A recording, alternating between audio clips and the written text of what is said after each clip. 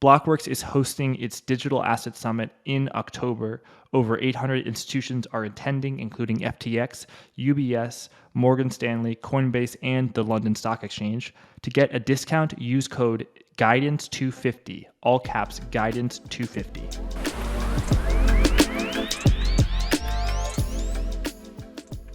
I am joined by Joseph Wang, former senior Fed trader, and Andy Constan, veteran macro investor and author of the Damped Spring Report. Gentlemen, great to have you here. Nice to be here, Jack. Pleasure to be here, and pleasure to finally meet you, Andy. You're a great resource on Twitter. I've learned a lot from following you, so it's really a pleasure to have you here. Same. Both of you recognize that interest rates are obviously important. Oh, the Fed is going to hike by 50 basis points or 75 basis points. And the media definitely recognizes that, me being a member of the media. And I think a lot of people focus on that because it's the easiest to understand. But both of your work really focuses on the level of reserves in the system, which is controlled by the Federal Reserve, the size of the Fed's balance sheet. When it's increasing, that's quantitative easing, what the Fed was doing during 2020 and 2021. When it's decreasing like it is now, that's called quantitative tightening. And that quantitative tightening actually, as of September, has reached a higher level of now $95 billion of assets, the goal, the cap, being that's the reduction of the Fed's balance sheet. I want to start by asking you, Andy, in what way does the Federal Reserve's balance sheet impact asset prices? Now that the Fed's balance sheet is smaller, why might that be less favorable for assets than, let's say, 2020 or 2021 when the Fed's balance sheet was still increasing? Yeah, so there's two schools of thought regarding the balance sheet. And I'm going to stay away from Joe's specialty regarding how the mechanics of the reserves work, because I've basically learned everything about that from him. But as it relates to the two basic ways that people consider the balance sheet, one is the stock method and the other is the flow method. Bernanke was very big on the size of the balance sheet being the important thing. And the Bank of England, which is what I ascribe to, is more interested in the flow.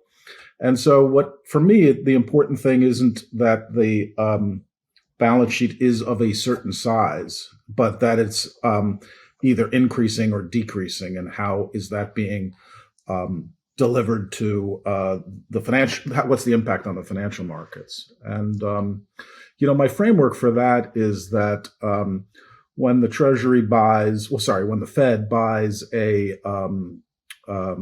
U.S. Treasury in the open market, the seller now has money and wanted treasuries, but was convinced based on the price to exit. And they look to the curve or next asset that they want to own. And it's typically a more risky asset. And the Treasury's when the Fed's buying a 30-year, often to a corporate bond. And somebody has to sell them that corporate bond. And in the U.S., I think the mechanism really worked well, while it didn't in other countries because of our share repurchase culture. The seller could be a corporation, and that corporation would then use the proceeds. And the proceeds were often used to repurchase shares. And so then those shares were repurchased from somebody who didn't really want to sell them, and so bought a riskier stock, maybe a meme stock. And then the meme stock seller didn't want to sell a meme stock, so maybe they bought whatever's riskier than a meme stock, a SPAC or a Bitcoin or whatever it might be, something. I don't play out at that space. And then ultimately, the seller of the crypto maybe buys a Lambo, and that stimulates the economy. So it's a loose way of stimulating the economy. And the reason why QE was done is because the Fed ran out of, and all the rest of the world ran out of options. They couldn't stimulate lower interest rates below zero. So they had to use a policy that really doesn't work to stimulate the economy directly. Rate hikes do that well and have done that throughout the whole history of the Federal Reserve and other central banks. But QE was used in that way. And what it did was inflate every asset in the way I just described. And ultimately, through a sort of wealth effect impact, the cash that they spent got into the real economy. but typically only from wealthy people who had been selling stocks. And so QT works the opposite way. There are Treasury and now the Fed is going to let one of the mechanics work. The Fed is going to let one of their treasuries mature. And instead of using the proceeds to buy another treasury, they're going to buy nothing and reduce their balance sheet.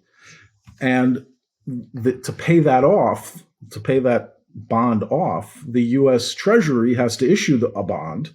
And that bond needs to be bought by the private sector. And they don't want to buy bonds today. They were happy with what they had. And so they have to sell something to buy the bond. And that starts at the riskiest asset and then ends up back to the the impact on lowering the risk premium across all financial assets. And it comes from somebody at the riskiest part of the spectrum deciding that instead of spending on a Lambo, they're going to save their money. And so, again, the QT has a very weak transmission mechanism to economic activity, but a very strong transmission mechanism to financial markets. It deflates financial markets while mildly deflating the economy. And QE inflates financial assets while only mildly inflating the economy.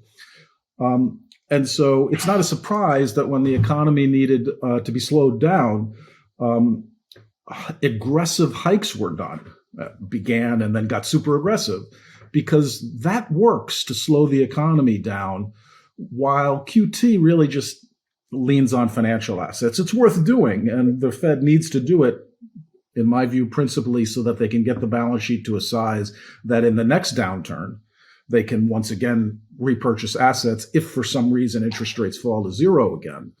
But I think that's the play, and that's the back and forth that's happening. But for us as investors, understanding whether there's a tailwind to assets versus a headwind to assets is important when you're thinking about investing in a portfolio of assets. Rate hikes are important when you're thinking about, and whether they're effective in slowing the economy, are very useful if you're trying to look at a portfolio and say, should I overweight bonds or equities? Because if you're going to slow the economy and kill inflation, and that's not priced, bonds are a better deal than equities. And so the rate hike mechanism is an interesting part in the way it flows through to the economy. And I think that's a critical conversation. But the QE/QT bit is about portfolios of assets. And pretty much since December, when the Fed mentioned that they were considering the balance sheet, and Jan 3rd, when minutes came out, all assets have fallen. And it hasn't been because of hikes. It's been because of this quantitative tightening being announced and people front running it, saying, I don't want to own assets if assets are going to be deflated. I agree with Andy that QE and QT have much larger impacts on the financial markets than the real economy. And that's kind of how the Fed works. It works through financial conditions, which include the asset markets, and indirectly through those financial conditions impact the real economy. Now, I think it's a really good discussion to have how this actually feeds into the real economy. There are many channels, and I'm sure we'll talk about them later. But one of them, of course, is through the wealth effect, as you suggested, Jack. So, like Andy mentioned, someone somewhere was having a lot of money. Maybe they went and they bought a Lambo. And now, if we look at the crypto space, if we looked at the more speculative things like the SPACs, they've deflated a lot, and those people are not buying Lambos anymore. And I think there's a good graph from Bloomberg showing how used Rolex prices have come down. So that's basically what the Fed is trying to do. As you suggested, Jack, they're trying to deflate asset prices a little bit. They would say tighten financial conditions. That means let's say the consumers have less wealth to spend. And if they have less wealth to spend, it's likely that they're not able to afford higher prices. And that's how you get inflation lower. Of course, there are other channels as well. And an interesting idea that I've often heard, and I don't know what Andy thinks about, how Andy thinks about this, is that there may be some asymmetry in how rate hikes slow activity and rate cuts stimulate activity. And that partially has to do with the fact that a large amount of debt in the US can be refinanced. It's mortgage debt. So when you cut rates, everyone gets locked into a very low mortgage. But when you hike rates, on the margins, the next mortgage borrower is going to have to pay higher rates. But that huge stock of outstanding mortgages is already locked into a lower rate. And so perhaps becomes less sensitive to higher rates in terms of slowing economic activity. Andy, perhaps you want to comment on Joseph's point there, but I also want to turn you. So now that we have a framework, I want to quote some in your damn spring report. And this was actually months ago, so the data must be much worse. You say, since quantitative tightening was announced, unlevered funds have sold $145 billion worth of S&P 500 futures, the biggest in history. Meanwhile, commercial banks sold over $100 billion worth of treasuries and mortgage-backed securities over the past 5 months. Quote, it is unprecedented. So that was months ago. How much worse has it gotten? And also, could you just explain how the level of reserves, now that it's going down, how is that reverberating with regards to asset prices? Yeah, so that was, I think, my 629 report or 628 report.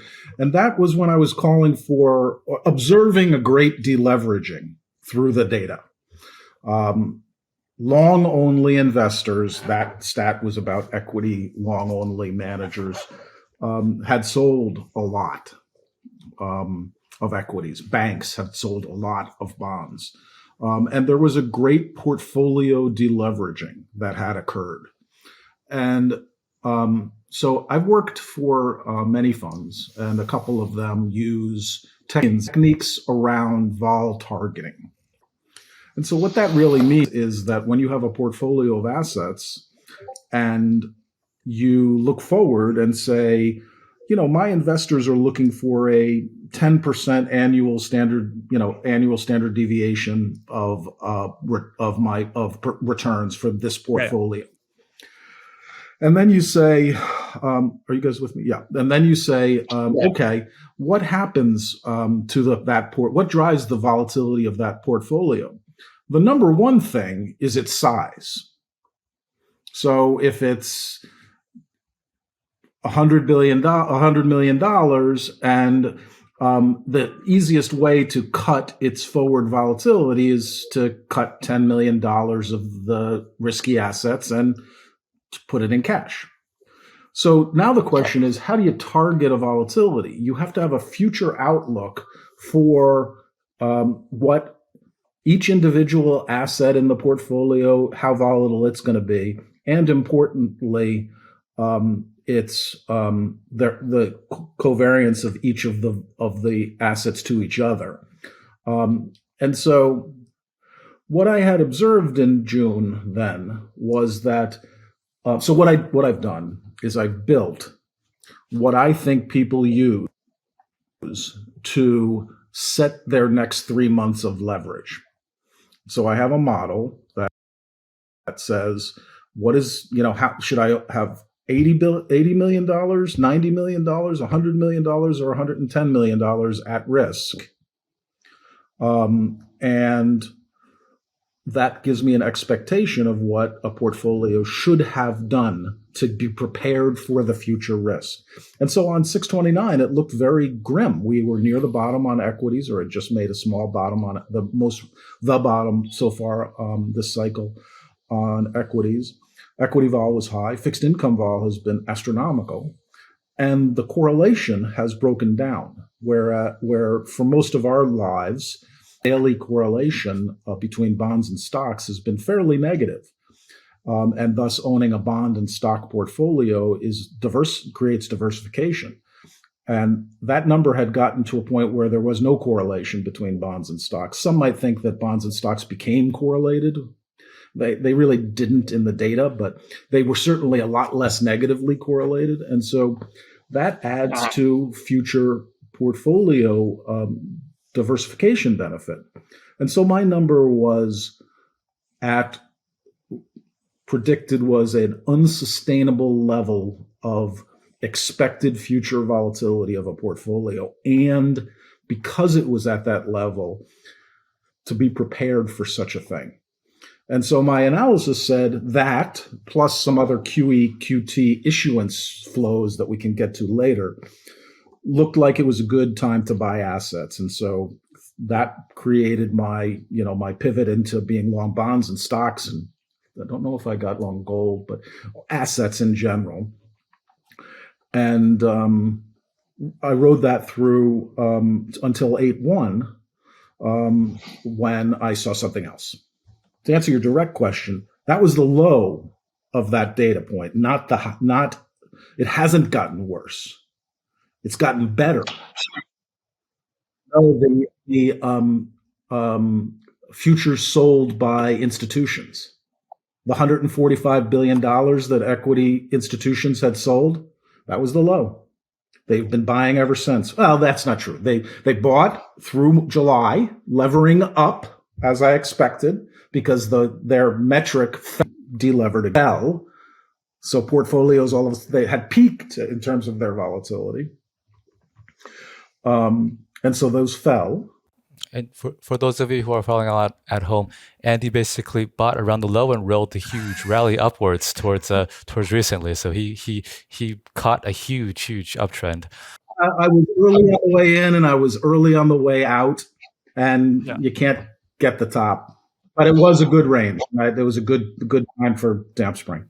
Never buy at the bottom, never sell at the top. That's how you make good money. I have a question on that. So these models, vol targeting fund models, are obviously very effective, but over time we also see a lot of different players come into the space. For example, in the equity space, you have these target date funds, you have these basically giant passive investors, and let's say in the bond space, you also have Fed involvement. You have let's say foreign sovereign funds or even the commercial banks. So these guys, they all approach the market very differently from your vol targeting private investors. Have you sensed that they change the structure of the markets such that it's So it's interesting you say that. Anybody who's investing, there are players that I think deliver alpha to the market that have a non-economic reason to participate in markets, central banks, governments. Occasionally, sovereign wealth funds have another agenda. But a true investor, every investor is a vol targeter because it's just human nature. When you're experiencing very high volatility, particularly when it's on the downside, you are more likely to shrink your portfolio. And when you're not experiencing volatility, and you're, grinding higher every day, like we've seen in many cycles, particularly during QE, the natural human reaction is to lever up. And so I believe everyone is a vol targeter in some way. And so now the question is, what's their model like? And there are models that run using short-term implied volatilities that are super noisy, and there's constant daily adjustment to the vol targeting. And to the extent that those are dominant, that can have an impact on the market. To the extent that everyone is a vol targeter, you then expand sort of maybe exponentially down the effect of each player in terms of their vol targeting agenda. But there's too many people there are too many long-only investors that purchase hedges or that use portfolio insurance techniques of selling when the market falls and buying when it goes back up in order to minimize drawdown. To not think that the market basket is vol targeting in some sense. Now, what their vol expectations are and what their risk-adjusted return on that vol that they are targeting, that varies. And so you can see a massive deleveraging of long-only funds, and somebody has to buy what they're selling. And so they must have a different vol target or a different Sharpe when they are buying what these people are selling. And so, look at each of those sides. And why would funds sell or short S&P 500 futures rather than just selling the stocks they own? Is it just tax reasons, or is there another reason? I wrote a thread about that, describing what there was a big kerfuffle on Twitter about the extremely large hedge fund short futures position, which I addressed, and they are short a lot of futures. The long only funds are have, since the data series has been in existence, which the most recent version is since 2009. Long only funds are only long. They've never been short. And so what they sold is what they were long, not what they are short. And so if your question is why do long only funds own futures, it's a couple of reasons. The first being that futures allow them to have cash to meet redemptions. And every day there are some inflows and outflows to every mutual fund on the planet and every pension fund. And so you just want to have cash around. So you keep a little bit of futures, you know it's going to track well to your benchmark. And then there's this risk targeting. You want to own something super liquid so you can get to your risk target quickly. And, so say you own, I don't know, call it 90% of the stocks you like or the assets you like. You own 10% futures. And so you tweak that when you need to make a risk adjustment or meet a redemption or whatever it might be. Mm-hmm. And then you reset into the stocks you like with when markets are liquid, when you can take it slowly, when there's nothing pressing that generates this, sort of risk off or risk on that is your primary objective for using futures. And by the way, that's another interesting idea. That $145 billion left long only funds with less than $50 billion of longs. And so you ask yourself, are they going to go short? Well, unless they do something they've never done before, and those reasons I just described, except for the risk side, maybe, but they rarely go short anything. You know that they only have 50 billion to go. And so if they sell it all, then their selling is done. And so that's another thing to look at when you're looking at that data. Okay, thanks for that, Andy. I just want to explain, I think, a few things that you said. People own futures because they can have cash, and that's because you own futures on margin. It's not like you pay cash. You just are owed it, so you can have cash to meet redemptions. Also, on the correlation point, so correlations between stocks and bonds, historically we think of it as negative. Like after the late 1980s, it's been quite negative. Now you're saying it's been a lot less negative. Some people think it's positive, but you're almost zero. Yeah, it's been zero. And then also we have the correlations in the equity market itself, where actually realized correlations have been, I think, a lot lower. Normally if Apple goes down, another stock is going to go down, and that if Apple goes down, Microsoft goes down. But this year, because of energy, and I'm sure a lot of other reasons that I don't understand, correlations have been lower. So even though this year has been very volatile for individual stocks, if you own like Carvana or Netflix or something, the S&P 500 volatility has been less muted than more muted than single stock volatility.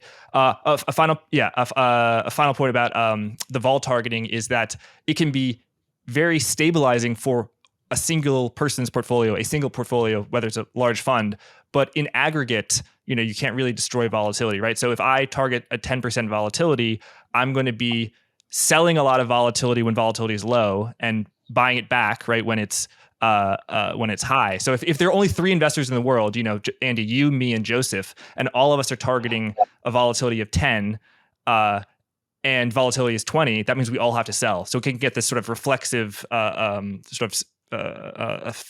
vicious cycle that feeds on itself, right? Yeah, that's if we all need to delever, somebody needs to take the other side that is willing to lever.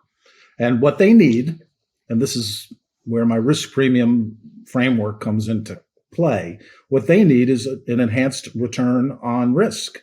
No one knows which way the market's going to go directionally, but risk premium defines the expected return on risk. And in order for the three of us to sell, somebody is going to need to receive an excess risk premium, and we're going to pay for that in our selling by selling assets at lower prices that have no difference in expected return than they did at higher prices.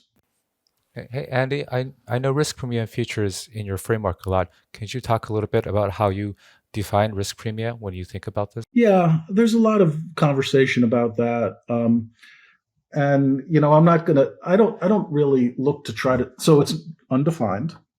Firstly, it's not observable. And there's lots of ways people sort of back into a risk premium. But I don't think any of that's really important. What's really important is trying to determine which way risk premiums are going, because if they are contracting, that is when you want to own assets.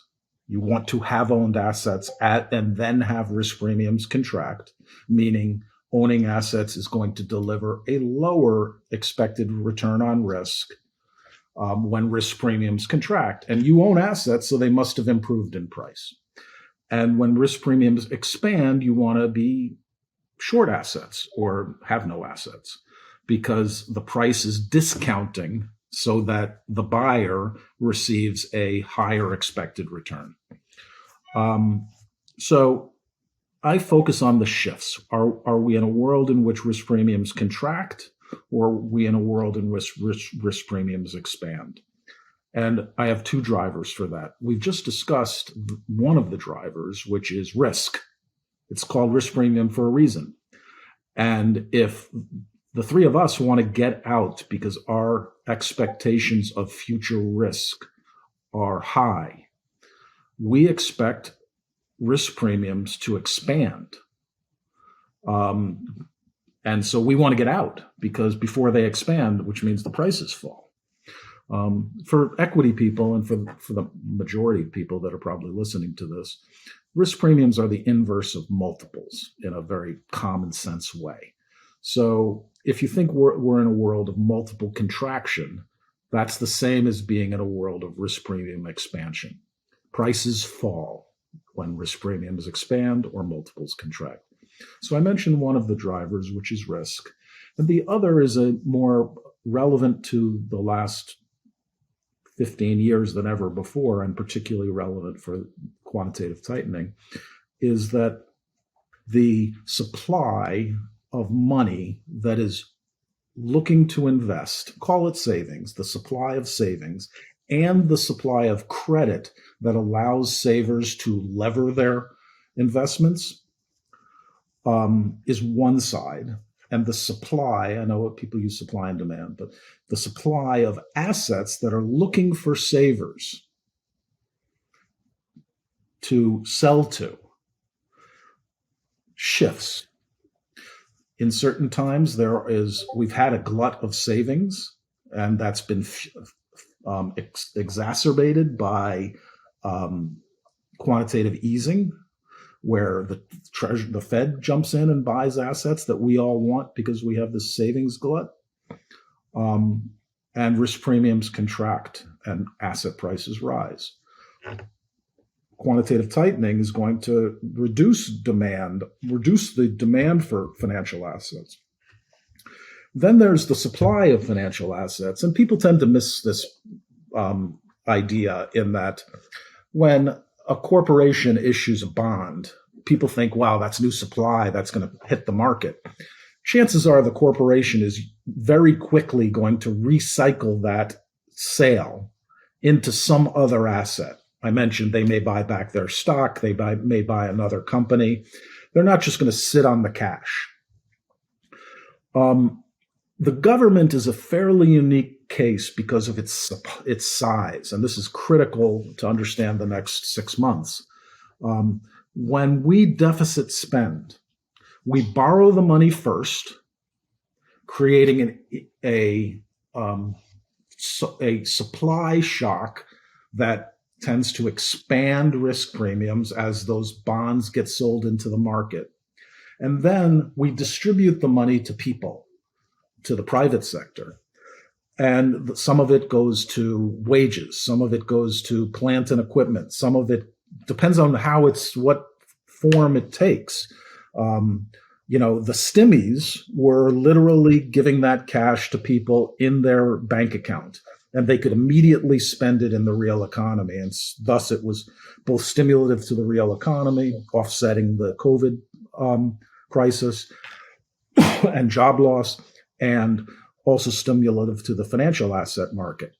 If all that money had instantaneously been distributed to people, and all those people happened to really prefer government bonds, there wouldn't have been any risk premium expansion, because it would have been full circle. The government would have sold bonds, somebody would have bought them for a second, the money would have been distributed to people, those people would have bought the bonds, and everything would be fine. And it wouldn't have been inflationary. The problem is those stimmies were spent. Now that spending ultimately gets handed to corporations as profits, and holders of base commodities as changing their oil into cash. And it also gets handed in wages to people who then spend it, handing it to corporations, other wage earners, and commodity owners. Ultimately, all that money rolls through the economy and ends up in two people's hands, corporations and commodity owners. And so they end up then saving that money, and that tends to contract risk premiums. But that delay, the government issuing, expands risk premiums absent quantitative easing. The delay as it rolls through to savers takes time, and that contracts risk premiums. And now we're at a position where you can trade that flow. And when the Treasury issues a ton of bonds, that increases risk premium because there's more collateral in the market. However, when the Federal Reserve is buying those same bonds at the exact same time, you sort of get a freebie. And that's why some people say the Fed has been monetizing the debt. Joseph rightly pointed out, you pointed out a very good trade shortly after the bottom of asset prices in later June. You got bullish on stocks and bonds, which both went up quite appreciably over the next month and a half or 2 months. And all that sort of ended at Jackson Hole I think one of the last days of August. So Andy, your framework that you laid out was called False Dawn. In other words, over the next 2 months, you wrote this when asset prices were pretty close to their lows. And you said, over the next 2 months, I see a setup, or over the next short period of time, I see a setup for risk premiums to contract and asset prices to go up. And they did, but it's not a real dawn. It's a false dawn. Well, let me explain how that whole thing went. So the false dawn was the idea that quantitative tightening was going to ramp up.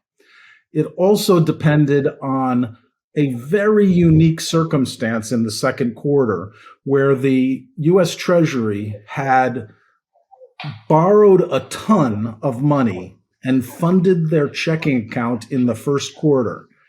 And they did that when quantitative easing was still going on, when taper was happening and the Fed was still buying. They issued a ton of money. And then in this very high nominal growth that we're experiencing, delivered a shocking amount of tax revenue all year, but in particular lumpy in April. And so the second quarter, I don't know if we ran a budget surplus, but we did not need to finance any new money. We actually reduced the amount of debt outstanding in the government throughout the entire second quarter.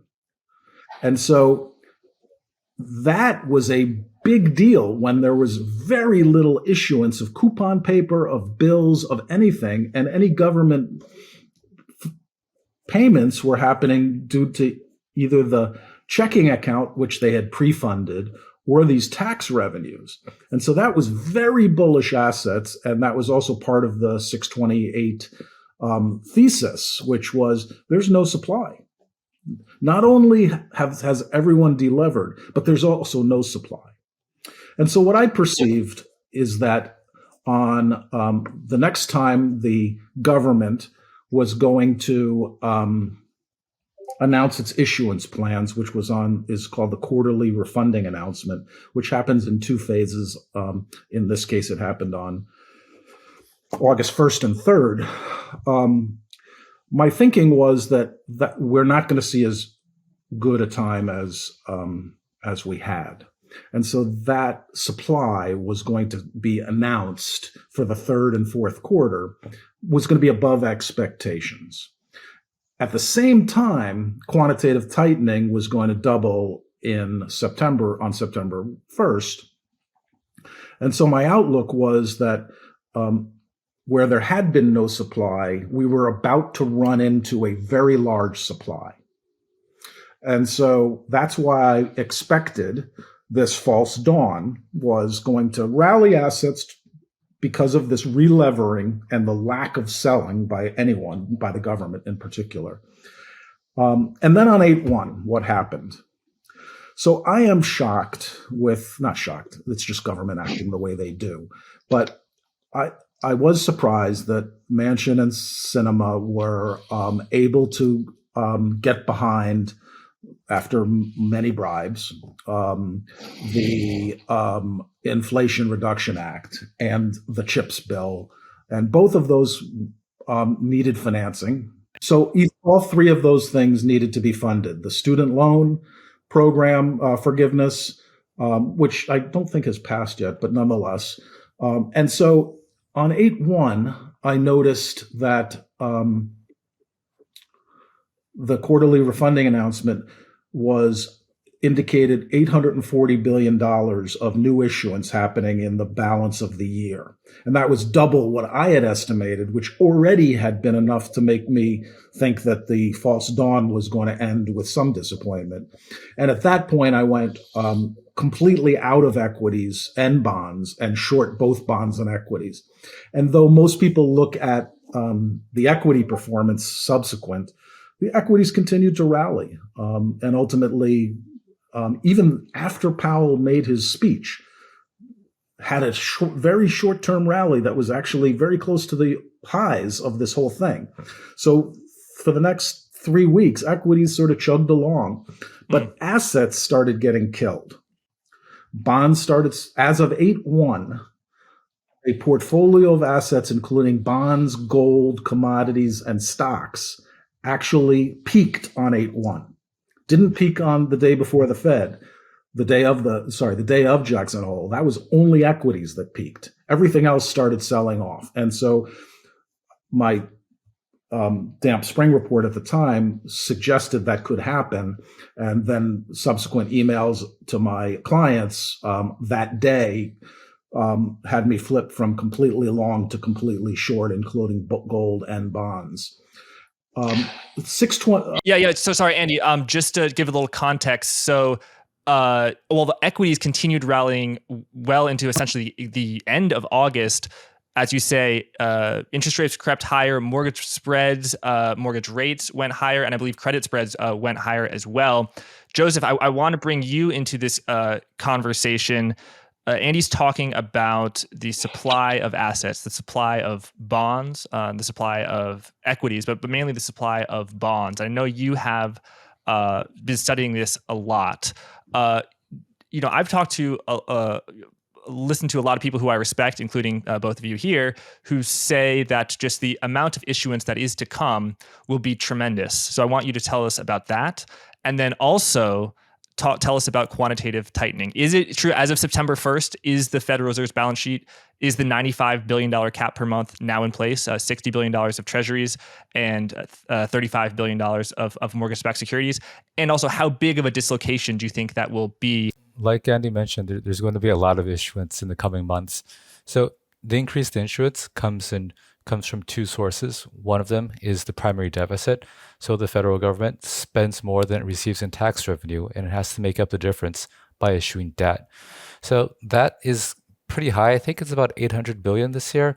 And going forward, the CBO expects it to be, let's say, over a trillion, basically forever. And as we know how politics is, that's just basically what's on the books. In the future, we'll probably have new laws. Maybe there'll be new student loan forgiveness.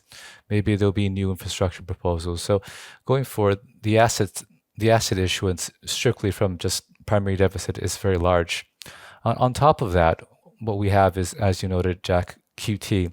And QT increases the amount of treasury securities treasury securities that the markets has to hold, because what happens, as Andy mentioned earlier, is that the Treasury issues new debt and takes the proceeds to repay the Fed.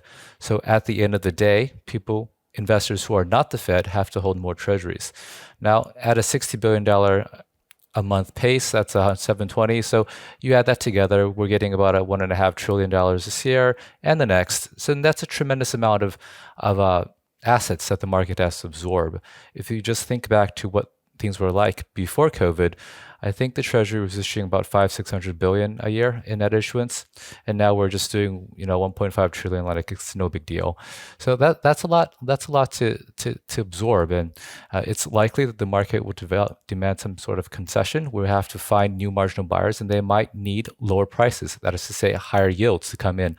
And if all those people are buying those Treasuries, then that's less money for them to buy other forms of assets, and that could, as Andy suggested, lead to expansion of risk premium.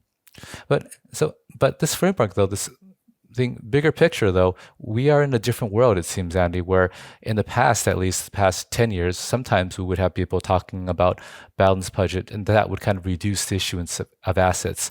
But we seem to be moving into this brand new world where the supply of assets from the public sector basically looks to be infinite going forward.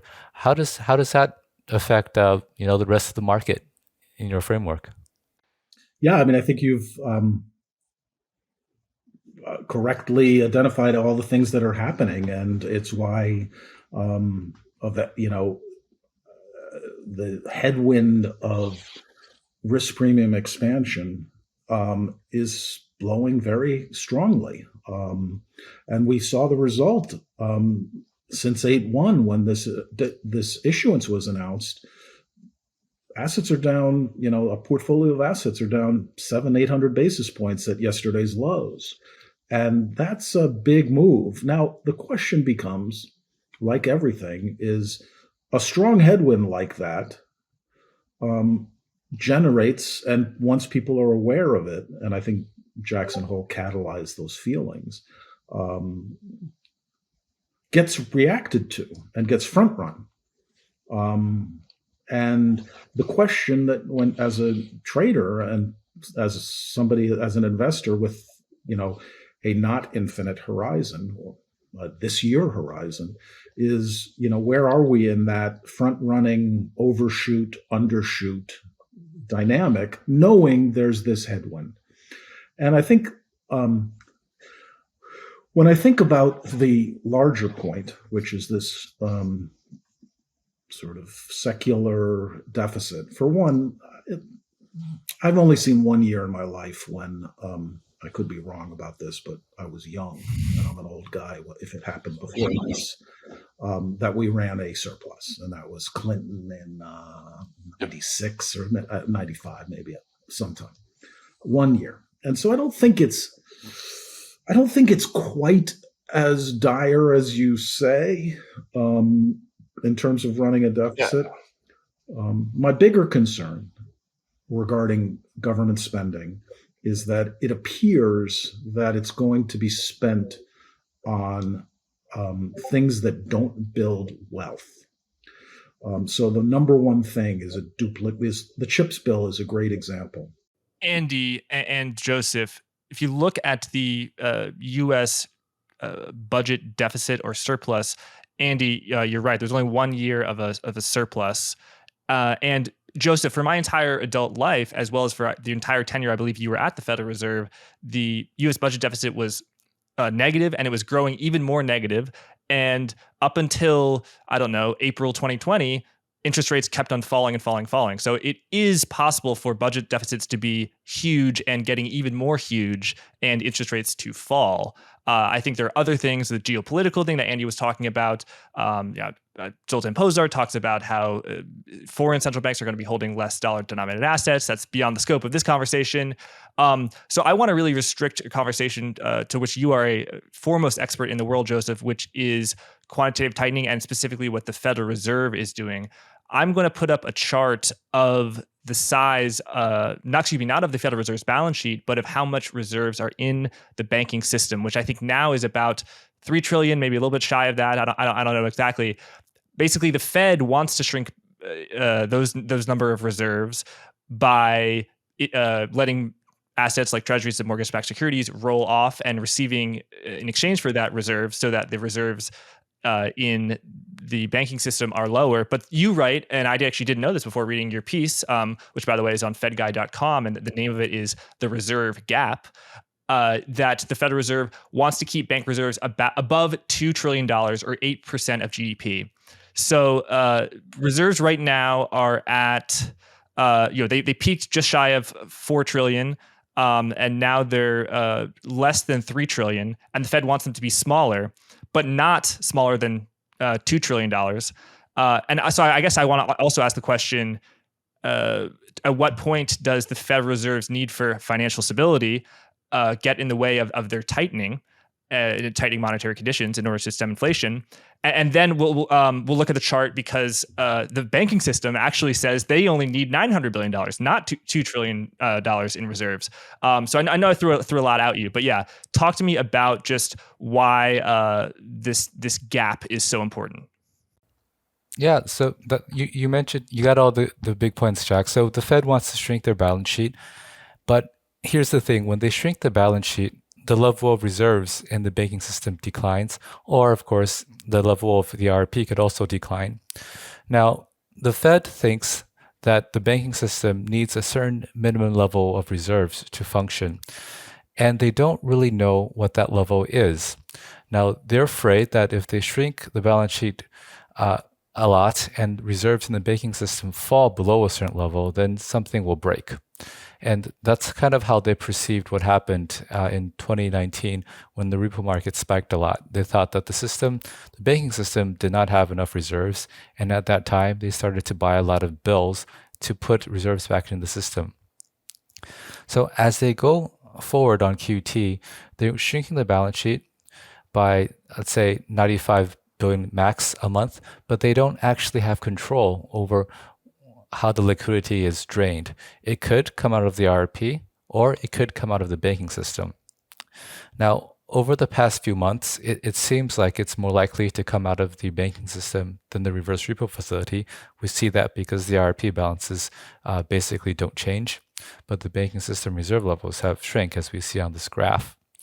Now, the question is, does this place a limit on how far QT can go? Because if the Fed continues QT, and if all the declines come out of the banking system, we're going to hit this $2 trillion level that the Fed seems to perceive to be the minimum level far before QT is slated to end in a couple years. Now, the caveat to this is that if you're a bank, you can always top up your own reserve levels. It's very easy to do so. All you have to do is go out and borrow. What would happen, I think, is a bank that needs reserves would borrow from a home loan bank, which in turn would issue debt that a money market fund will buy. And the money market fund will take money out of the RRP, buy the agency security, and the agency and the FHLB will then lend the money to the bank. So the banks can maintain their own reserve levels at the expense of the RRP very easily, but they're not going to do that for the Fed. They're going to do that if they perceive their own levels to be too low. And that's where the gap is. The amount of reserves the banking system thinks it needs is much lower than the level that the Fed thinks it needs. This has to do with how the Fed interpreted the repo event in 2019, as I mentioned. So in 2019, the banks had tremendous levels of reserves. They were dumping it into the repo to earn some extra return over interest on reserves. When QT when QT was about to end, they had less cash balances to invest in repo. The people who needed and were dependent upon that money basically blew up. But the banks themselves, who are lenders in repo and had tremendous amounts of reserves that they didn't really need, still were fine. So that's where the gap comes in. Feds saw that the system breaking at around 8% of GDP and thinks that's where the limit is.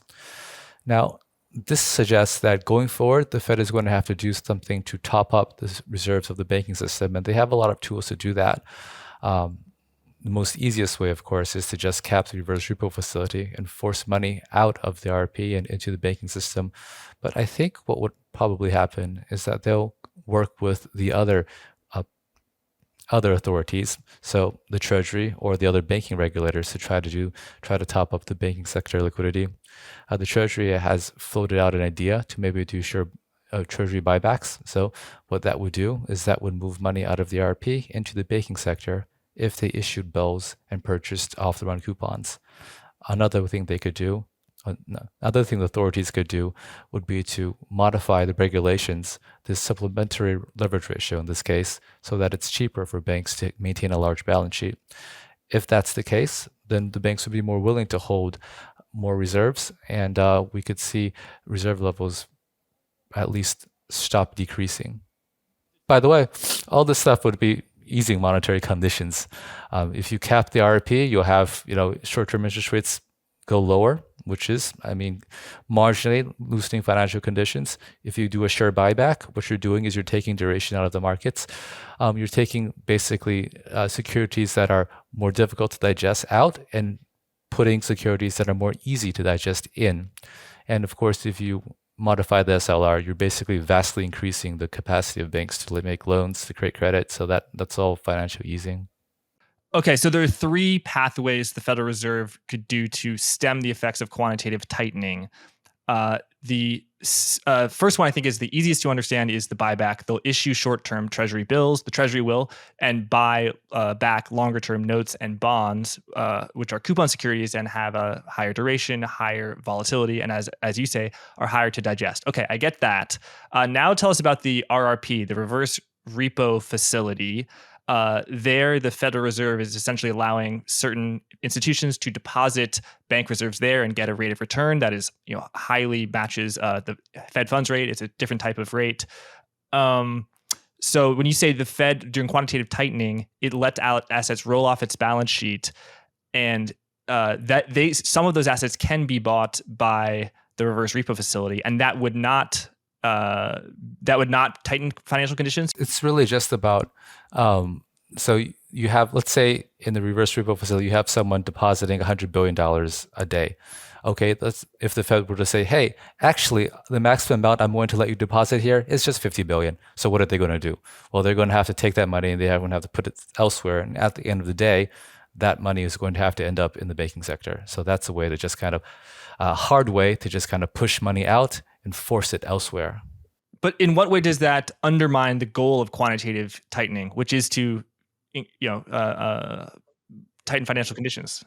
Well, it could, because what happens is that if you have $50 billion to invest and you can't put it in the RRP, then odds are you're going to have to be buying bills that yield below the RRP, or you're going to have to invest in reverse repo yielding below the RRP. So that will force short-term interest rates to be significantly lower than the Fed's RRP floor.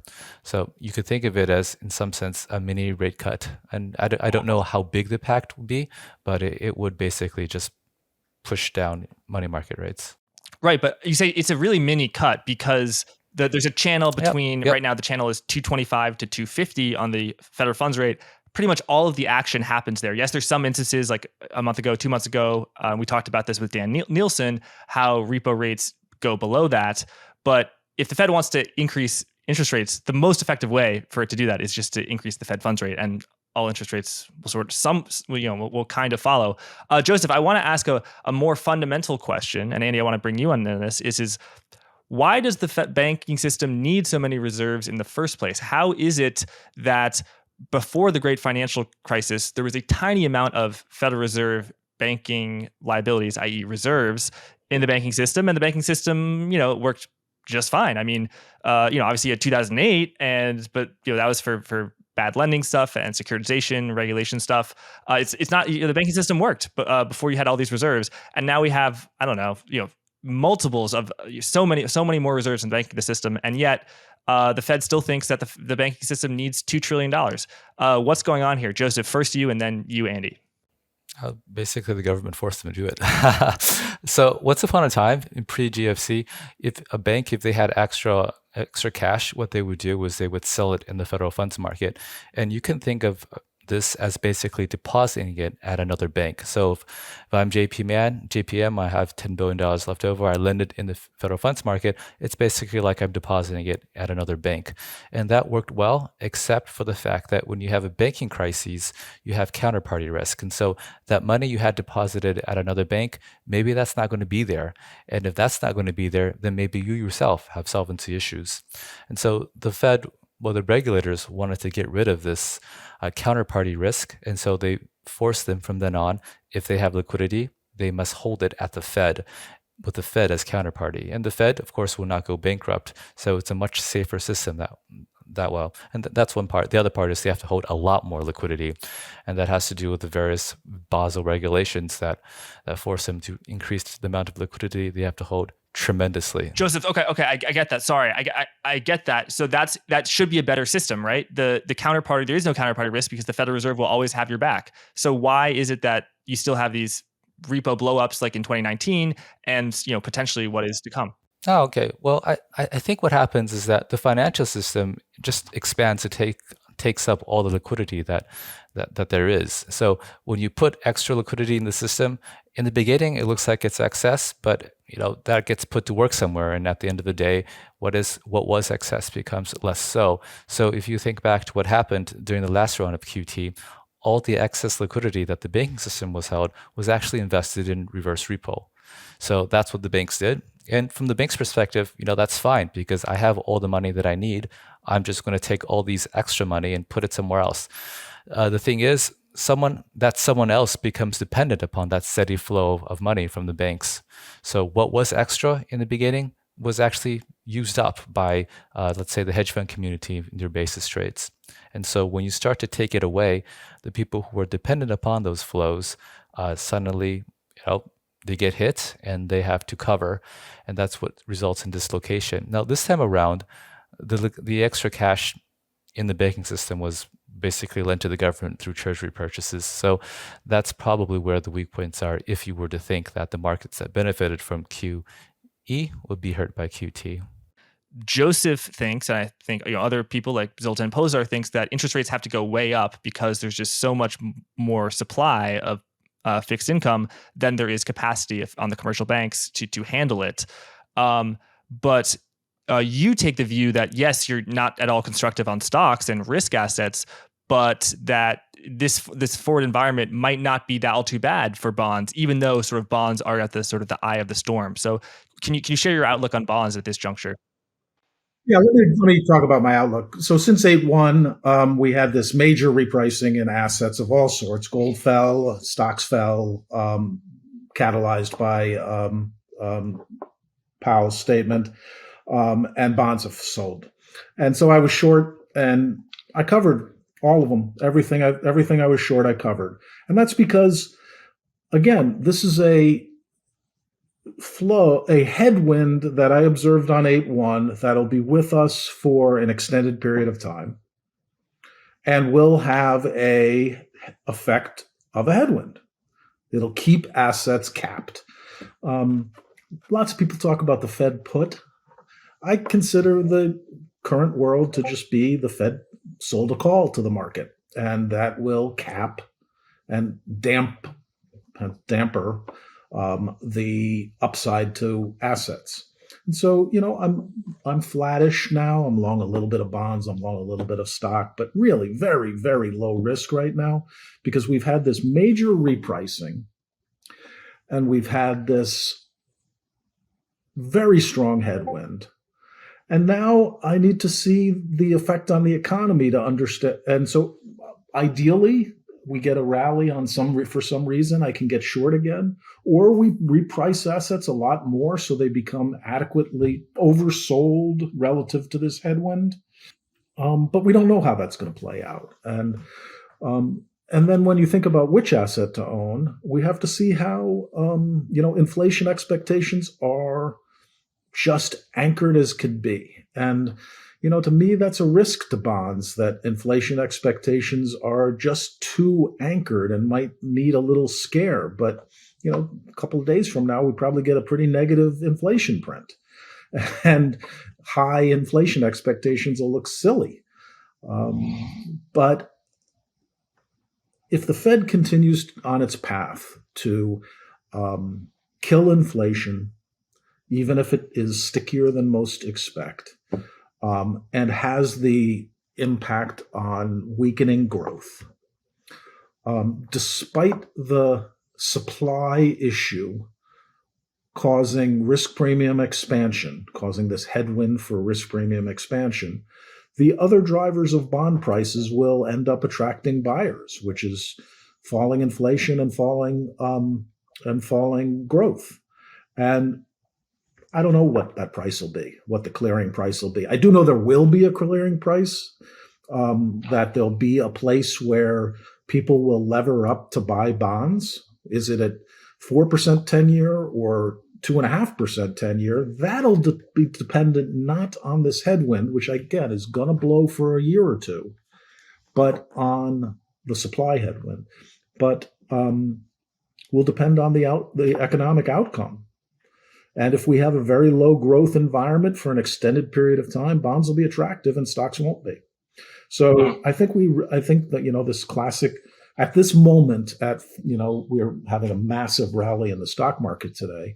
At this moment, stocks seem about right, bonds seem about right, and I'm happy I'm long a little bit of both because I think we got oversold, but I'm not making any big bets today. I'm just looking at those headwinds and those economic effects, and I think we have, to pay attention to that for a fairly extended time before we actually see a big break to one or the other direction in equities or bond prices over the next 3 to 6 months.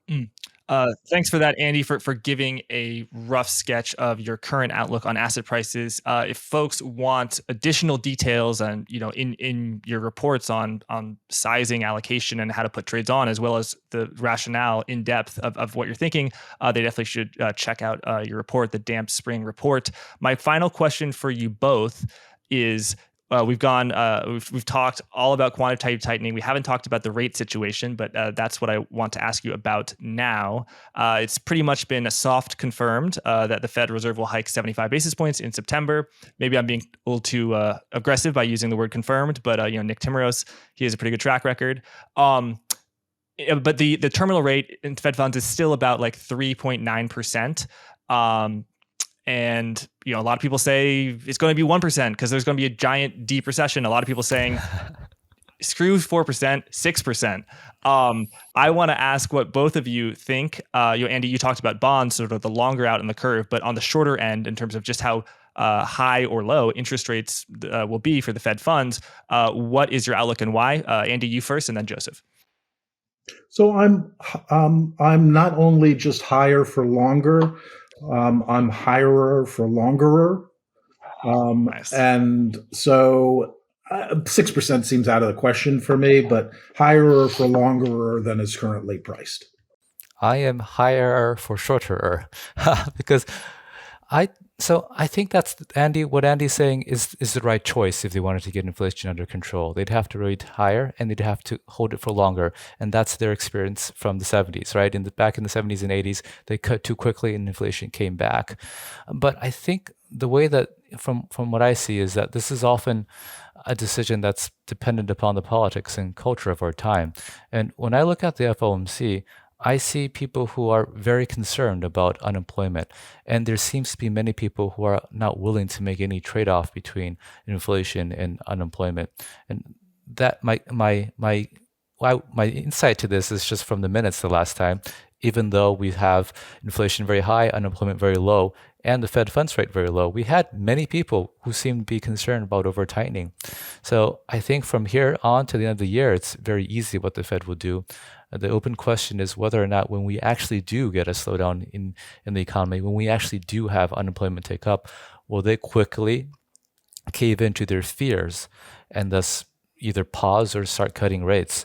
And this Fed seems to be very, very much weighing the trade-off between unemployment and inflation towards valuing lower unemployment. And if that's the case, then they'll probably keep rates lower and we'll have higher inflation. Joe, when do you think they cut, or at least pause? Yeah, I would say when we start getting deteriorating economic data, especially employment data, looks like we're fine right now, but maybe let's say the second quarter of next year, maybe we could have some deterioration by then. Then I think that's the real test. What do you do when you actually have to make this hard trade-off? Right now, it's just easy, and everyone's on board, even the biggest doves. And so, are you sort of late 2023 cut or into 2024? No, I would say we could. So it does depend on the economic data involves. I could say let's say middle of 2023. It does seem like we are globally in a slower economy, especially if you look at what's happening in Europe and in China. That's going to drag on the U.S. a bit, at least. Well, so Joseph, that's pretty close to what the Fed funds futures market is signaling about when the cut will be. Yeah, I used to think the futures market was really wrong. Now I think they're less wrong. It's not. It was wrong, Joseph. You were right. It was wrong. You were right. But. It's not unreasonable for them to think that. I mean, Powell has shown everyone that he's very flexible and he has pivoted strongly in the past. So, he does what he says, what he has to say right now, and maybe facts would change. Joseph, what about by the end of December? You think 375 or 4%? It looks like we have to do another 150, right? So yes, something like that. So that sounds. I think that's pretty consensus, and that's really easy. Whether or not we do 75 or 50, the next meeting doesn't really matter. The end point is around there, as you suggested, Jack, by December. Right. Well, wonderful. Joseph, Andy, thank you so much. Folks should definitely check your workout. Andy, your Twitter handle is Damp Spring, and you write the Damp Spring report. Joseph, on Twitter, you are at FedGuy12, and people should definitely check out your writings on FedGuy.com, as well as your book, Central Banking 101. Thanks so much, guys. Pleasure. There is something that you need to be doing right now, and that is reading the Blockworks daily newsletter. For top market insights and the latest in crypto news, you have to subscribe to the Blockworks daily newsletter, and you can do so by clicking on the link in the description to this video or by visiting blockworks.co/newsletter.